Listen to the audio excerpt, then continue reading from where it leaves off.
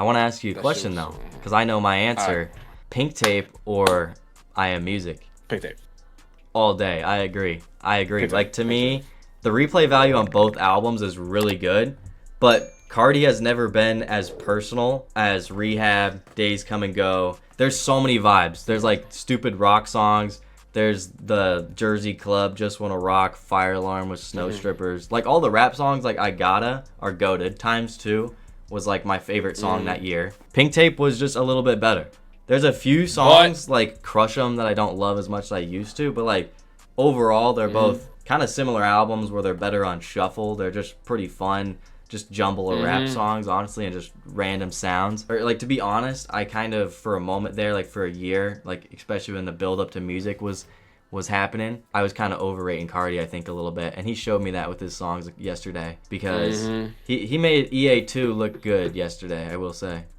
I feel I like was being mean to Uzi, even though I loved Pink Tape. Pink Tape, I feel like is definitely more consistent, but I feel like it also has the lower lows. This is what it is. I feel like it's definitely more consistent, but I feel like the gaps between the lows is not huge, but like kind of big. Like I feel like I'm taking like Walk, This Is All the Vibes, and Philly over like Nakamura and like Werewolf and like all that shit. I get that. Over that. And then I also feel like the gap between the highs, there's a gap, but it's not a huge gap. I feel like what's makes the difference is all like the middle-ish tracks. I feel like Pink Tape, like there's like all like the middle-ish tracks, you could like swap them in like any order and it wouldn't be crazy. Music, you kind of have like a top half and a bottom half. The only controversial song is like Opium Baby. Either it's like hit or miss for people. Yeah, but everything else, like everyone has like Radar. Everyone has Radar. Everyone has Overly. Everyone has C Baby Boy. Everyone has Evil Jordan. And they all have fucking C Baby Boy. They did Hood by Air dirty though. I'm not gonna lie. That version is not better than the album version. I don't like to be that guy, but it is the truth. He cut too many bars out of the song. He cut my favorite bars out of the song. And the snares didn't even bother me. I actually kind of liked it because that's how I saw it at Summer Smash, and it was hype. I have a question. I have a question for you. Do you feel like the Evil Jordan intro was bad? I mean, I love that as a single. He actually snaps on that song. The beat is great. The video was fun when he did that as an Instagram single. That one I can live with. Because you know what, it bangs. You know, I was listening to music, you know, this morning, and it bangs in the car. It does. I don't always love listening to the intro. I was kind of comparing it to the I Don't Give an F Yeet and Drake intro, but that intro is actually like fits the song and is good. Whereas the new Evil Jordan intro is like, I don't know. He tried to make it the most popular song, and it was, you know, with that beat drop. So, you know, Carti went for sales and streams this album, and he got what he wanted there. Yeah. It's not top 5 for me though. It's not. It was, and I feel like it's slowly dropping out of my top 5. I know my top. If I had to make a top 5, probably not in order. Probably F on my DJ. Well, that's one. That's definitely my DJ is crazy. Like I probably have a 1, 2, 3. I have a 1, 2, 3. I have a top 3. The last 2 are kind of like whatever. So F on my DJ is probably my 1. I See You Baby Boy is my 2. Radar is my 3. You could do top 3. That's pretty fair. Yeah, I feel like even though it came out super long ago, I feel like 2024 is still in my top 5. That shit's that's insane. One of my favorites as well. I also am locking in I See a Baby Boy. I'm not even doing an order, but Rather Lie also has to be a lock. Probably Radar. Crank's been really fun, like Wheezy. Those are any of my top favorites. You know, not even no order. Those are my favorites. But 2024 as well, as you mentioned, was my favorite from the single run before Music. Both are good albums. I wouldn't say Music is Carti's worst album. I think it's way better than Self-Titled. Blows that out of the park. That's hot. That's hot. That's a hot take. I'm not really a big self-titled fan. I think a lot of it's kind of boring. That's my hot take. I feel like a lot of self-titled just comes from like the nostalgia and like the moment of just being in that music. And I feel like there's some classics on there. I don't want to diss it. I don't want to diss it. But I like, bro, like this Kelly K, Ya Mean, Looking. Kelly K is the best. Woke Up Like This, New Choppa. But Uzi and Rocky, like the features carry. But a lot of the features carry on music. Location, the intro, bro. That's that's like one of his best songs. And when you like look at it like that way, it has a lot of like classic songs, like a lot of really good songs. Yeah, so that's what's holding it up for me. But then what I'm saying is, if it's not one of those, you know, locations, the classics, it's just a skip for me.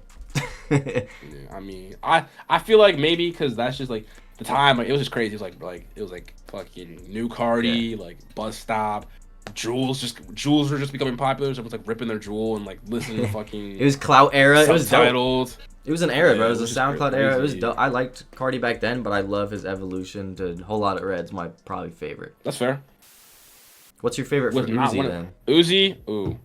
Because Pink Tape is up there. Eternal Take as well is something I really respect and has the greatest album drop of all time in high school. Yeah. And that album has stands the length of time. It's still in rotation. There's some amazing songs on there to get turned to. Some amazing peak Uzi for sure. That was a huge moment. But number one by far is Love Is Rage 2. That's probably a top 10 album ever for me. I think it depends on the day. That shit's goated. But like I think right now it's my one. But like for a minute it was not. It was my 2. Like and I remember like people were like looking at me crazy because my 2.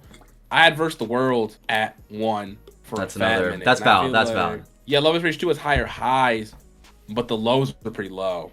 Like not pretty low, but like compared to like Verse the World, they're pretty low. Like I feel like Verse the World is a more consistent tape, but it is smaller. Yeah. So that's also like it's like a toss up. So I always feel like either option's a good option. But I feel like right now it's like I'm playing Love Is Rage 2 a lot more recently. Like it's just an insane album. It's that like Love Is Rage 2 is that one with the most classics. For sure. Yeah. It's just got so many. And all the way with the deluxe to the end with 20 minutes. It's like it's almost I think I have like a skip on there. But Verse the World, that one's hard to rank against other ones. It's so hard to that one's closest to my third spot with Eternal Take, and it's so hard to compare because nostalgia's different for both of them, but they're also they're different lengths, to be fair. And it's so hard to tell which one's better because they're both such good listen. Like I feel like I have them tied at 3. The only miss I have on Love Is Rage 2, and it's like whenever I say it sounds crazy to me until I like think about like playing it in my head. Unfazed just is my one miss, and I feel like it's because the weekend just gets like annoying on it, and like I didn't think that those are words I'd like say, but he gets annoying on it. Like it's like just hearing him say like I'm unfazed just over and over again. It just sounds like annoying, and it's like I don't know why. I just can't stand him on that song. I actually agree. It is one of my least favorites, but it's not a skip for me. It's kind of one I just play with the album, you know. Like Neon Guts kind of got overplayed a little bit, but it's not a skip either. It's not. Some songs are really popular on there though. Like EXO Tour Life still hits the spot over those all day. I can understand people getting sick of EXO Tour Life. I like EXO Tour Life. I can see why people get sick of it because like sometimes people get sick of like it's a billion streams. I don't think Uzi's cooked. If we have another EA2 moment, then I would be concerned, but I'm not concerned right now. But I'm not concerned. Yeah, I feel like all the snippets that have come out, and I feel like what really solidified it was seeing how we did on music. We're like, oh, okay, he's back. Twin Trim, he was the best on that. He was kind of short. Like, they could have had a better collab, but I think they just had to pick one that also wasn't a leak, so they might have got screwed. Yeah. Uzi he's not really as against leaks, but Carti's like, bro, I'm not doing leaks. Fuck that. Yeah. Well, they only hang out if Carti's having a kid. Then they play PlayStation. But as of like the debate of Carti Uzi, bro, it always just goes back and forth.